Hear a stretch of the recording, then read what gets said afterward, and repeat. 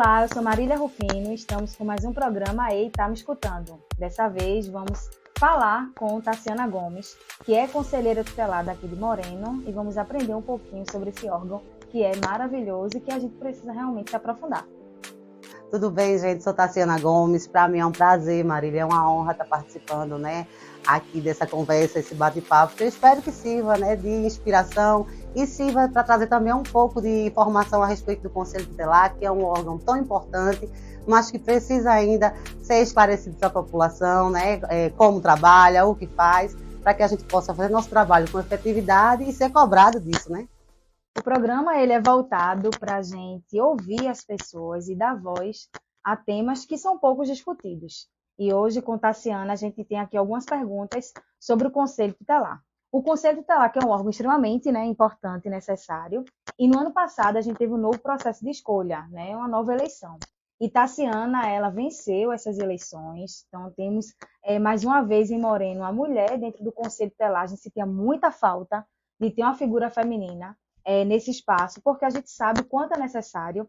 E eu tenho a primeira pergunta para fazer para a Tassiana, que é: o que te levou a ser conselheira tutelar? Eu queria que você explicasse para a gente um pouquinho de onde surgiu esse desejo. Bom, Marília, a minha paixão, pelo Estatuto da Criança e do Adolescente, ela não vem de agora. Ela já vem desde muito antes. Eu fui estudante de Direito e já, assim, na faculdade a gente conhecia, um pouco das leis, mas eu confesso que o que me fez apaixonar pelo Estatuto em si foi há 12 anos atrás, exatamente quando a minha primeira filha nasceu, que aí a gente, quando mãe, de primeira viagem, a gente sente inicialmente aquele medo, de você ser responsável por uma vida, ao mesmo tempo que você é responsável, você quer prover, você quer garantir todos os seus direitos. Então, ali, logo quando a gente recebe, no primeiro dia lá no hospital, a caderneta de vacinação, foi, para mim, quando a gente vê os direitos da criança até na caderneta de vacinação, me chamou a atenção e me fez querer, me aprofundar um pouco mais sobre, assim, na questão do estatuto especificamente. E hoje eu posso dizer que eu sou uma pessoa que milito pelo Estatuto, não só, para garantir os direitos, de todas as crianças e adolescentes, mas também pela sua história, que é uma história de luta, de resiliência, é uma história de ganhos para as crianças e adolescentes. Muito bom, né? É muito importante a gente ver uma pessoa engajada. E todo mundo tem uma história. Eu costumo dizer que o que leva as pessoas a estarem em lugares, em espaços, é aquilo que motiva elas. E é muito bom ouvir de você essa sua história, que foi iniciada com o nascimento da sua filha e que hoje você está dentro de um espaço onde você defende e você entende a importância desse Estatuto da Criança e do Adolescente, que nem sempre foi assim, a gente nem sempre teve, o acesso a esses direitos. Sabemos que as dificuldades encontradas no Conselho Tutelar são imensas e inúmeras, e como ex-conselheira tutelar, eu lembro de algumas que eu vivi. Dentre essas dificuldades, eu poderia elencar justamente a falta de conhecimento do órgão. E a gente sempre ali tentando fazer com que as pessoas entendessem e compreendessem quem a gente era, o que é que a gente fazia, porque existe realmente uma cobrança muito grande, uma vez que nós, conselheiros e conselheiros tutelares, somos escolhidos, existe um voto. E quando as pessoas votam, elas sentem no direito de cobrar, e está certo isso. Mas a gente precisa também falar sobre a não discussão do Estatuto da Criança e do Adolescente em espaços que deveriam acontecer, como, por exemplo, dentro da escola. A gente precisa falar sobre isso. Dentro dessa pergunta aí, Tassiana, quais são as dificuldades mais presentes que você identifica hoje, nesses 4 primeiros meses que você está dentro do Conselho? Você pudesse falar para a gente quais são essas dificuldades que você enfrenta, tanto dentro do órgão, enfim, quais são as dificuldades? Entendi. Pessoal, a questão da dificuldade, das dificuldades em si, mesmo antes de ser conselheira, a gente já notava uma resistência muito grande em torno do Estatuto da Criança e do Adolescente, que existia aquela premissa sempre que o Estatuto veio para defender, até um termo que a gente já aboliu, que é o menor, não se usa mais, é a criança e adolescente, mas as pessoas ainda pensam muito que o Estatuto veio para defender o menor infrator, ou então que o conselheiro tutelar está aí na sociedade para tirar as crianças do pai e da mãe, e não é isso.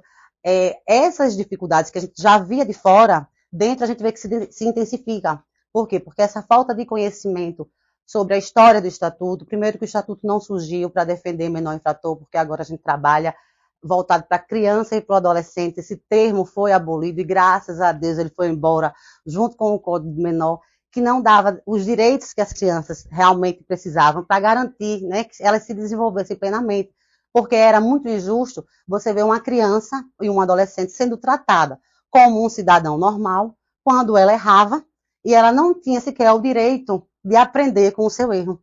Então, hoje, depois da criação do Estatuto, a gente vê que a criança e o adolescente, ela continua sendo cidadã de direito, né, lá na Constituição, artigo 227, mas que, além disso, ela ganhou um conjunto de leis, que é o Estatuto da Criança e do Adolescente, que rege também sobre os seus direitos. Não só os seus direitos básicos, né, relacionados ao que ela tem direito, mas também para garantir o pleno desenvolvimento dela.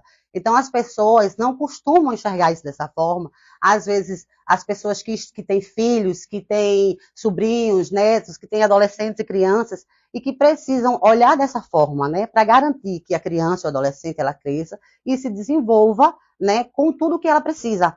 Né? Então, o Estatuto ele vem para isso. E a falta do conhecimento em torno do Estatuto dificulta esse trabalho. Dificulta também as pessoas não saberem o que exatamente o Conselho Tutelar faz, porque o Conselho Tutelar ele é um órgão autônomo, mas ele não é jurisdicional, né? Então, ele é um órgão que precisa, que não pode necessariamente intervir em questões, por exemplo, de guarda. Esse não é o papel do Conselho Tutelar, para definir a questão de guarda, tanto na questão de alimentos, como a questão de visitas, como a questão da assistência que as crianças e adolescentes precisam, as pessoas devem se dirigir, né, à Defensoria Pública ou constituir um advogado particular. Caso não tenha condição para isso, vai se dirigir à Defensoria Pública para essa finalidade. Mas o Conselho Tutelar ele não trata dessas questões. Ele vai tratar, sim, se houver uma violação de direito da criança e do adolescente, ou seja, qualquer coisa que feriu, que motivou, que gerou algum sofrimento à criança e ao adolescente, é sim a obrigação do Conselho Tutelar olhar para essa violação,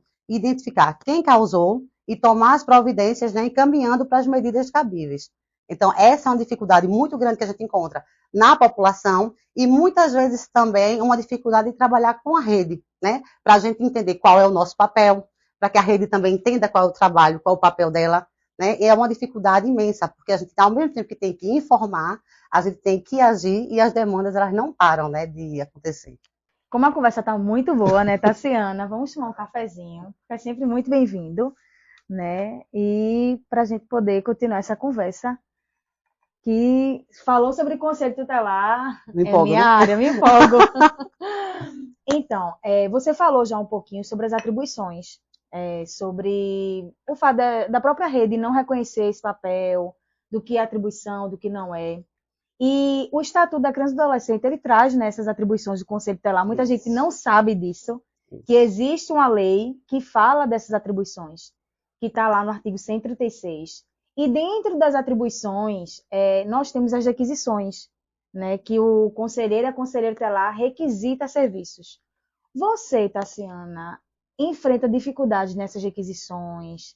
Você acha que a rede em si, os serviços recebem bem essas requisições do Conselho Tutelar? Como é que tu falaria sobre isso? Assim, quando está lá, né, inciso 3, se eu não me engano, a gente pode promover, né, perdão, solicitar, requisitar serviços na área de saúde, educação, assistência. Em sua grande maioria, né, aqui, nesses 3 meses, a gente pôde ver que o carro-chefe, poderia dizer assim, seria requisições na área da ciência social, né, na área de serviços médicos voltados a serviços, a tratamentos psicológicos e até tratamentos de dependência, né, que a gente está vendo muito. Então, existe, assim, por parte da rede, a gente pode perceber que existe interesse, muito boa vontade, vontade de fazer, vontade de ir atrás, como em todo município. Tem as suas carências, suas limitações, deficiências, né, assim, não sei se por conta de recursos públicos ou algo parecido, mas que existem também as limitações funcionais, né, da própria rede. Eu não diria nem funcional, eu dizia mais na parte de implementação mesmo, na parte de estrutura mesmo, na parte estrutural, existem essas limitações, mas eu percebo que a rede ela tem recebido, né, o Conselho Tutelar de braços abertos, ela tem recebido com vontade, principalmente na parte da assistência social, que é a parte que a gente mais procura, né, que são demandas que a gente pode dizer que todos os dias chega no Conselho Tutelar. Eu digo assistência social como um todo, eu também estou me referindo ao CRAS, ao CAD Único, né, ao CAPS, que são tratamentos bastante procurados, e a rede tem dado, né, esse suporte para a gente, essas devolutivas, tem procurado, dentro das suas limitações também, arcar com questões de prazo, que é bem difícil, mas eu diria que, no geral, existe muito empenho, né, muito boa vontade das pessoas que integram a rede do município. Então, já pegando esse gancho, qual a importância da rede para o Conselho Tutelar? Como é que você enxerga isso? Olha, a gente fala do Conselho Tutelar, né, como, eu não vou dizer peça-chave, para os outros sistemas, né, não ficarem com ciúme. Mas o Conselho Tutelar, ele é o órgão de primeira linha. Ele é o órgão que recebe, né, as demandas primordialmente, assim, ou seja, quem recebe, quem está ali recebendo as queixas da população e quem vai encaminhar para a rede. Então, enquanto órgão que pertence ao sistema de garantia de direito, o Conselho Tutelar, a rede tem uma importância fundamental. É como se a rede fosse engrenagens, né, que formassem esse grande sistema de garantia de direitos, que para que esse sistema funcione, é preciso que essas engrenagens elas estejam funcionando, uma completando a outra.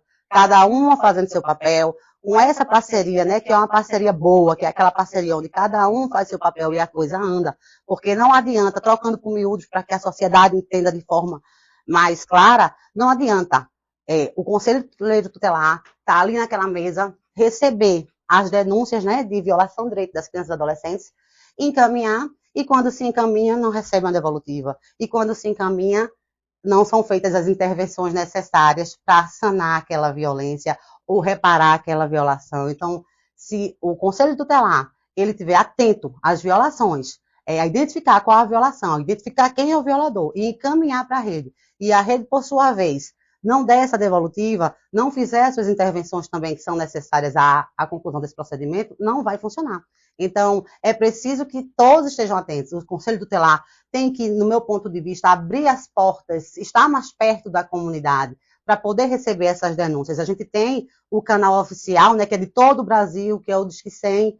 Então, através do Disque 100, as pessoas podem fazer as denúncias. Não precisa, assim, se você está com uma situação que a criança está apresentando risco, você está em dúvida, você tem que acionar o conselho. Isso. Então, lá é que vai ser encaminhado para que sejam feitas as diligências necessárias para apurar se a denúncia procede ou não. Mas é necessário que você faça a denúncia. Para ficar mais perto da comunidade também, a gente, no nosso Instagram, né, do Conselho Tutelar de Moreno, colocamos um link onde todo mundo vai poder falar, já pode falar com o conselheiro ou conselheira tutelar sobre as demandas que são específicas, né, que acontecem aqui dentro de Moreno, porque eu acredito que dessa forma vai falar mais rápido, o processo vai ganhar um atendimento, né, mais personalizado, porque a gente vai saber que a demanda já é de Moreno, já pode entrar em contato diretamente, né, com o violador de direito, já pode se dirigir, se for um caso que traga risco iminente para a criança, se dirigir ao local rapidamente. Tem funcionado dessa forma e eu acredito que o caminho é esse. O Conselho Tutelar faz a sua parte, está atento a receber as denúncias e a rede, né, eu digo a rede como um todo, o sistema de garantia de direito ele tem que funcionar, as engrenagens têm que funcionar para que esse sistema possa andar e dar o resultado, né, que é a garantia dos direitos das crianças e dos adolescentes. Perfeito. Chegando à última pergunta, Tassiana, que tem a ver já com a anterior. Quando essa rede ela não entende as funções desse conselho tutelar, quando ela não compreende de fato essas atribuições, isso prejudica em quê? Como é que você identifica esse ponto negativo? Assim, quando a gente fala disso, é comum que algumas pessoas, quando elas não têm, né, o domínio do que se trata, elas interpretarem como se o conselheiro não quisesse fazer. Pedi, solicitei e o conselheiro não quis fazer. Imagine que você está com um problema de encanação na sua casa. Aí você vai lá e chama um marceneiro para consertar. Você vai fazer isso? Não vai. Né? Você não vai colocar. O marceneiro ele até pode ter a boa fé de querer ir lá, querer serrar o cano, querer consertar tudo, mas ele não vai, ele vai estar limitado, porque ele não tem conhecimento técnico, né, para lhe fazer um serviço. E ele não vai poder, no final, assinar a obra. Ele não pode, ele pode até fazer uma gambiarra, o que for. E o conselheiro tutelar não está aqui para fazer gambiarra. O conselheiro tutelar está aqui para ajudar a rede a funcionar. Como é que ele ajuda? O papel do conselho tutelar, fundamental. dentre as 136, né, ou perdão, no artigo 136, dentre as 20 atribuições do Conselho Tutelar, né, atender crianças e adolescentes, identificar qual a violação de direito, quem violou, aplicar as medidas, atender e aconselhar pais e responsáveis. Tem uma coisa muito importante da gente frisar, a parte de requisitar, solicitar, né? Então, por aí a gente já sabe que o conselheiro tutelar ele não executa. Então, quando a gente recebe um pedido da comunidade para a gente fazer algo que não é da nossa atribuição, a gente não vai fazer bem feito, né? E vai impedir que a outra pessoa que tem conhecimento técnico para aquilo ali faça. Então, o serviço não vai ser um desserviço para a sociedade.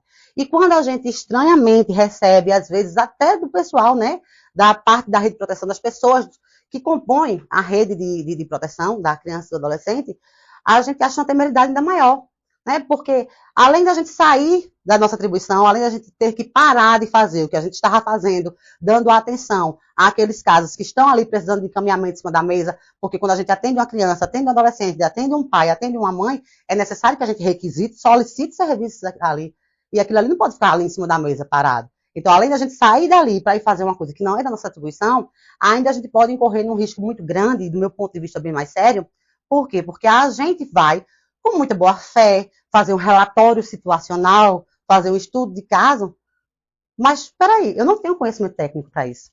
Então, eu posso, mesmo que munida de muito boa fé, né, montar um relatório sem um conhecimento sobre aquilo ali e aquilo ali não atingir os objetivos técnicos, por exemplo, funcionais. Acaba que você tem uma peça que pode até embasar uma decisão jurídica, um processo, algo que está em trâmite judicial, e embasar com uma falsa perspectiva daquela realidade, uma coisa que não é o que está acontecendo ali. Então, quando o Conselho Tutelar faz isso, ele está usurpando o papel do assistente social, que é a pessoa que tem conhecimento técnico para fazer aquilo ali. Ele está usurpando o papel do psicólogo, que é a pessoa que vai fazer a intervenção no sentido de, além de fazer esse relatório, ainda saber o que é que você precisa a nível de provimento de cuidados. Isso. O que é que você precisa para proteção social, como no caso, por exemplo, né, de casos bastante comuns, que são casos de violência, onde a criança, o adolescente, ele é vítima de violência, ele é vítima ou ele é até testemunha de violência. Então, nesses casos, a gente, assim, age dentro das nossas limitações. Então, a gente não pode sair das nossas atribuições, não porque a gente não queira, e sim porque é prejudicial, né, e acaba sendo um desserviço para a comunidade. Que conversa maravilhosa, falando daquilo que a gente gosta. E eu me sinto muito feliz de ouvir Tassiana, porque eu percebo claramente o seu entendimento, a sua compreensão do que é o Conselho Tutelar. E o Conselho Tutelar precisa de pessoas como você. Eu acredito que vocês estão fazendo um trabalho muito bom. Eu tenho acompanhado de perto o trabalho, não só de Tassiana, como dos demais. E existe uma evolução muito grande. Lembrando que é um conselho completamente novo. É um conselho composto por pessoas que nunca foram conselheiros tutelares. Então, estão realmente evoluindo, compreendendo de fato o que diz o Estatuto da Criança e do Adolescente. E eu fico muito feliz de ouvir isso. Tassiana, ela trouxe na última fala dela algo bem interessante, que foi o Conselho Tutelar não é serviço. E muitas pessoas confundem achando que é. E, de fato, o Conselho Tutelar ele não executa, porque ele não é serviço.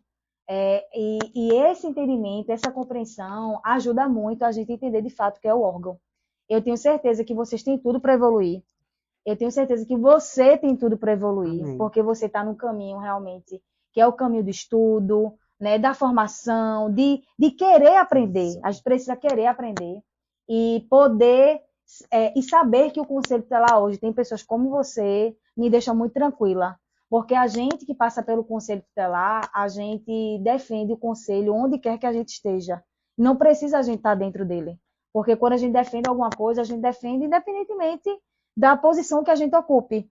E eu sei como é estar no Conselho Tutelar. Hoje está muito mais difícil, como a gente conversava anteriormente, porque hoje a gente tem as redes sociais muito mais ativas e o trabalho que vocês têm feito de ter lá o link, de poder conversar com vocês diretamente no WhatsApp, de poder dialogar com a população da melhor forma, isso faz com que a ampliação seja maior. Então, parabéns de verdade, Tassiana, para você, para o Conselho Tutelar de Moreno, e eu sinto-me muito feliz e honrada com essa conversa, porque além dessa conversa existe uma amizade e uma admiração que está sendo construída E muito obrigada de coração. Amiga, eu que lhe agradeço demais pela oportunidade. E é como você disse, a gente está falando de um assunto que a gente gosta, né?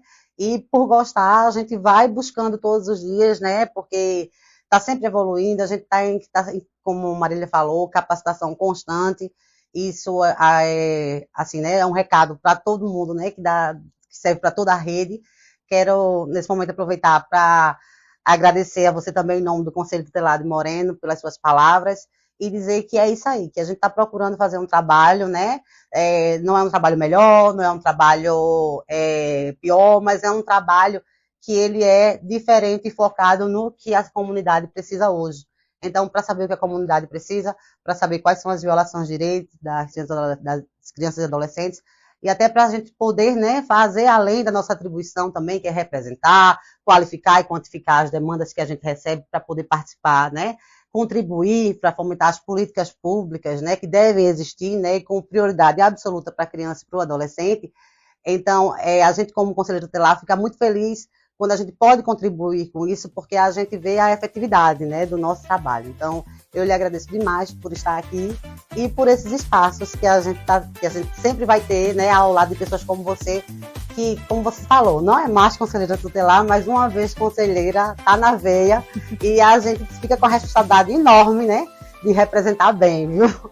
Então, muito obrigada, minha amiga, pelo convite e por militar, né, nessa causa durante esse tempo todo. Esse foi mais um programa do Ei, Tá Me Escutando, e a conversa foi com Tassiana, conselheira tutelar daqui de Moreno, uma conversa muito boa e de muito conhecimento. Então, eu acredito que vocês estão gostando bastante, e Tassiana trouxe elementos bastante importantes para a gente poder estar aí aprendendo, entendendo como é que funciona essa rede, como é que funciona o Conselho Tutelar. Esse é mais um programa, e fico muito feliz de receber essa convidada muito especial. Para ter esse feedback da... O povo gosta. Falta açúcar e adoçante. Mas tem nada não vou usar nada. Tem certeza. Adoçante. Tá vendo no meu corpo? Eu sou bem fitness. Olha, eu fui inventar de tomar sem nada, eu... Maria, bota umas 4 gotinhas aqui, eu tenho diabetes não. Ela já pensei. Filme isso. Tá filmando já. Valeu ficar convidada. É sério? Olha as É o provas meu aí. pior. Aqui, ó. Olha, então, meu Deus, deixa eu fazer direitinho. Eu não vou levantar o dedo não, você bota no canto dessa parte não. E nem fazer barulho, não, fica lá embaixo.